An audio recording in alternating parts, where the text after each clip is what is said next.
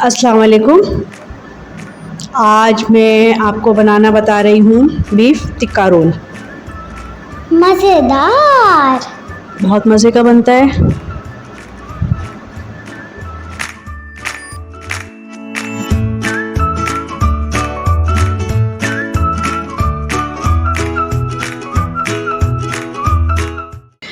पहले आपसे मुझे ये कहना था कि अब मैं शेफ़ हुमा हूँ।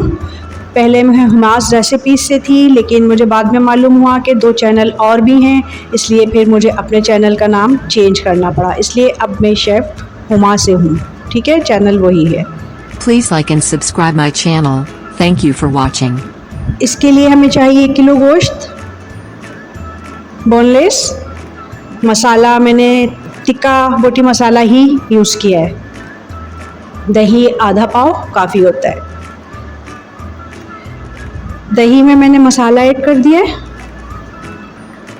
अच्छी तरह मिक्स कर लेंगे।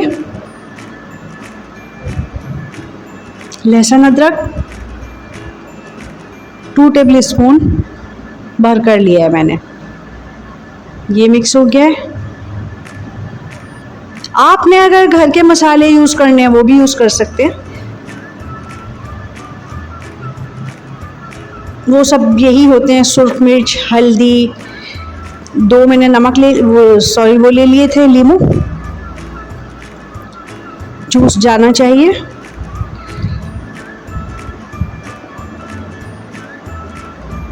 फिर मैंने इसको ठीक से मिक्स कर दिया है।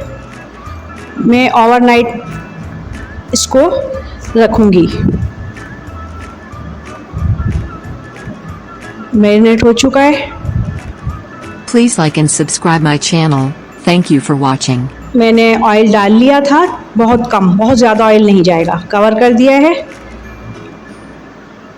बहुत जल्दी गल जाता है। ये देखिए पानी कितना ज़्यादा छोड़ा है गोश्त ने।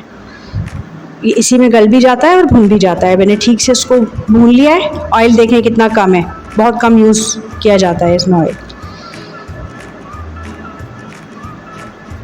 कोयला मैंने स्मोक कर लिया है। अब हम इसमें रखेंगे। इस तरह से प्याली को बीच में रख देना है। जल्दी से हमने कवर कर देना है इसको। 20 मिनट के लिए रखिएगा। हो चुकी हैं हमारी बोटियाँ। अब हम रोल तैयार करेंगे। पराठा भी आप जो चाहें ले सकती हैं, घर में बना लीजिए, बाहर का यूज़ कर लीजिए।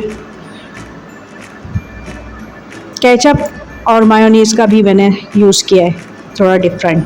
चटनी वगैरह तो डलती ही हैं जो हम यूज़ करते हैं। मैंने केचप और मायोनीज़ का भी यूज़ किया है। आपको नहीं पसंद तो आप नहीं कीजिएगा। मुझे पसंद था, मैंने कहा थोड़ा डिफरेंट होना चाहिए, इसलिए।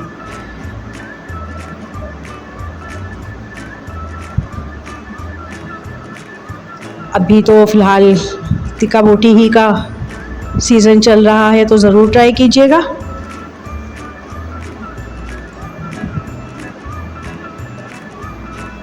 मैं यही कहती हूँ अपनी हर डिश में, जब भी आप लोगों के साथ आती हूँ, कि हर कोई खाना मुश्किल नहीं होता, सब आसान होता है, बस बनाने का अंदाज़ होता है। ठीक है, रोल तैयार हो चुका है। इजाज़त चाहूँगी। अल्लाह हाफिज़। मज़ेदार। Please like and subscribe my channel. Thank you for watching.